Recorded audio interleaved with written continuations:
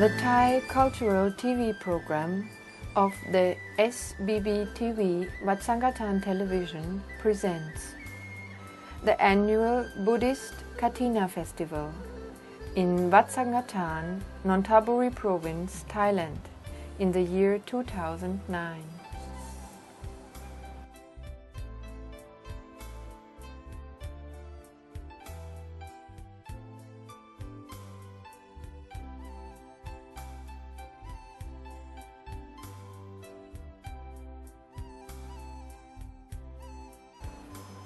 The Kathina Festival, according to the BBC theme, originated about 2,500 years ago, celebrates the largest alms-giving ceremony of the Buddhist year.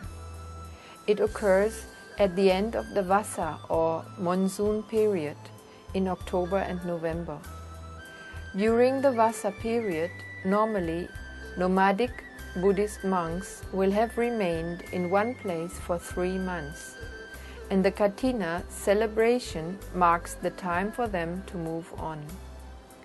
The festival also celebrates the offering of cloths that are given to the monks upon their leaving by the lay people. The offering can take place up to 1 month following the end of the Vasa period. According to the scriptures, a group of 30 monks were journeying together with the intention of spending the Vasa period with the Lord Buddha. But the Vasa began before they reached their destination, and so they had to stop. The monks were upset that they were unable to be with the Buddha, who later heard of their plight.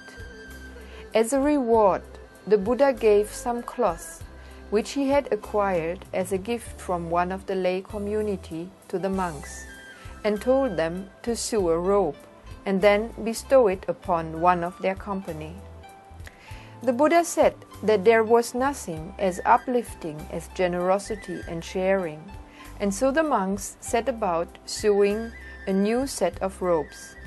They used a frame called a kathina, on which they spread the cloth as they were marking it. The festival, lay supporters now continue this tradition at the end of the Vasa. The cloth giving is a gift of the followers of Buddhism, and therefore no monk is allowed to request or organize the festival. The cloth, according to the Buddha, must be offered to the whole Sangha community, who will then decide among themselves who receives the gift. Buddhist families take joy in offering cloths to their teachers. About 3 meters of cloth is all that is needed, but very often other items are offered as well. On the day of the festival, people begin to arrive at the monastery in the morning and begin to share a meal. At about 1 o'clock, they will formally offer the cloth and other gifts. 2 monks will be presented with the cloth on behalf of the whole Sangha community.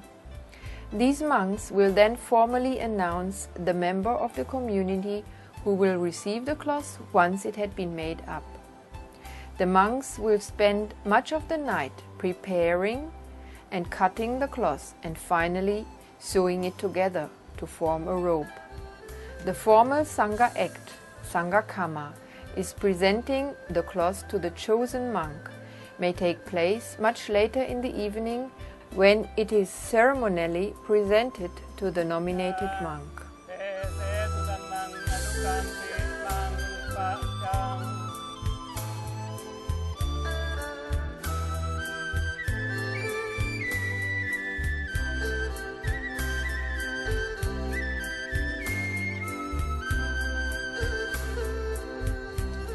Namo tassa bhagavato arahato samma sambuddhassa. Namo tassa bhagavato arahato samma sambuddhassa. Namo tassa bhagavato arahato samma sambuddhassa.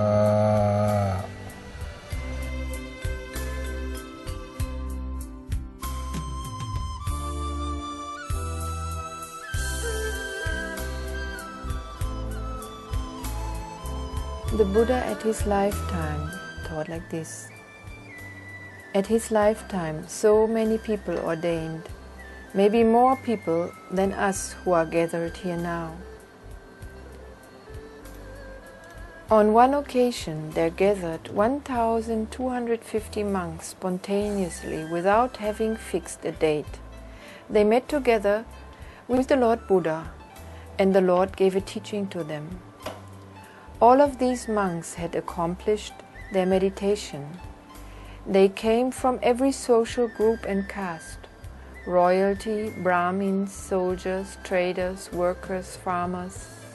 Every social background they had come from, but once they ordained with the Lord Buddha, they became all alike. At the Lord Buddha's lifetime, it was the greatest thing to ordain and practice meditation after his teaching. Most of the members of his royal family had ordained as time came by. And why did all these people give up their comfort in their worldly life to become ascetics? They understand that this is the way to do good and to become a good person, to cultivate one's mind, to get out of the suffering of one's life for this lifetime and for all future. In the present, the four groups of Buddhist followers, the monks, the nuns, laymen and laywomen, still exist and practice. Not only in Thailand and Nepal, the Buddhism went also to the West, to Europe and America, and it is practiced in the way the Lord Buddha had taught, in the way of the four foundations of mindfulness. Still today, we understand how to practice sitting, standing, walking meditation. We understand to follow the monastic rules, like to eat only one meal per day, to keep only 3 pieces of cloth as a robe to wear. In the West, many people experienced that meditation is a tool to solve problems, be it personal, in the family, or in the groups of work or the country. In the West, people saw that meditation enables one to manage one's own life and to solve problems by oneself. The Buddha had taught, there is no fire more hot and destroying than the fire in our heart. The fire of greed, of anger, of liking and needing, and disliking and irritation. All this heat, the moods in the heart, are not really established by others, but we actually produce them by ourselves in our own heart. And to extinguish these fires, to stop the heat, it doesn't work out to bath in blessed water or to wash in 9 temples. This does not cool these moods down. You have to practice like the Buddha taught.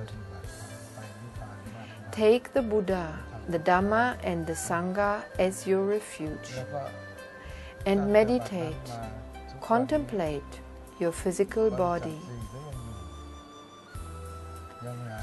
We have the 5 kamatanas: the hair on the head, the body hair, the finger and toenails, the teeth and the skin.